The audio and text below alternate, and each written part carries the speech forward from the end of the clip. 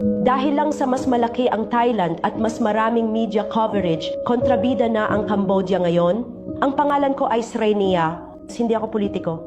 Hindi ako sundalo. Anak lang ako ng Cambodia, karaniwan tungkol lang sa kagandahan, pagmamahal sa sarili at pang-araw-araw na buhay ang aking nilalaman. Ngunit ngayon, kailangan kong magsalita mula sa mas malalim na lugar dahil ang aking bansa, ang Cambodia, ay nasasaktan at kami ay sinisisi para dito. Hindi lang sila umatake.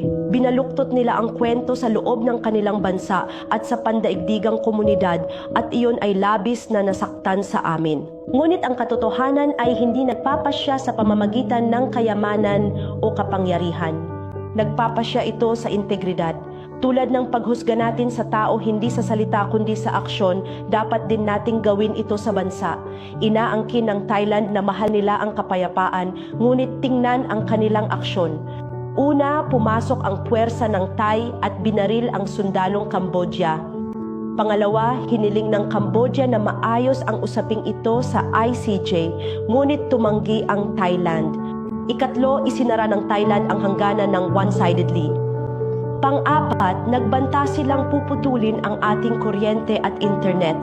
Ikalima, kamakailan, isang Thai na mamamayan ang sumalakay sa opisyal ng Cambodia at tumakas at may video pa nga ng pananakit at pag-abuso ng mga Thai sa Cambodia sa sarili nilang bansa. Anim, at bago pa man magsimula ang karahasan, pinatalsik ng Thailand ang ambasador ng Cambodian at inaalala ang kanilang sarili. At marami pa. Ito ba ay aksyon ng isang mapagmahal sa kapayapaan na kapwa?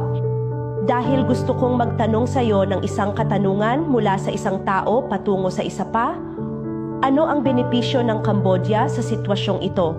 Maliit lang tayong bansa. Ang ating mga tao ay mas kaunti.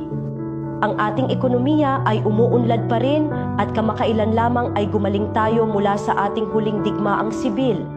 Nabuhay tayo sa digmaan noon. Nabuhay kami sa pamamagitan ng genocide.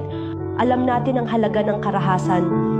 Kaya, ano ang ating pakinabang sa sitwasyong ito? Ngayon, isa akong mamamayan ang aking boses para hilingin sa mundo na makita ito ng malinaw. Huwag maniwala sa naririnig. Tingnan ang aksyon, tingnan ang katotohanan, at pagkatapos ay magpasya. Masasabi ko ang sarili bilang anak ng Cambodia. Masasabi ko kung ano ang gusto ko. Gusto ko ng kapayapaan. Gusto ko ng katotohanan. Gusto ko ng dignidad.